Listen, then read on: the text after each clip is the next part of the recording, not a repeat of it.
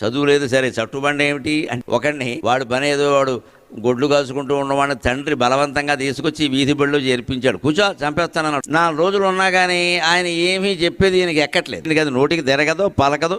తండ్రి బలవంతంగా చేర్చాడు. వీడు ఎప్పుడు పారిపోదామని వీడు చూస్తున్నాడు.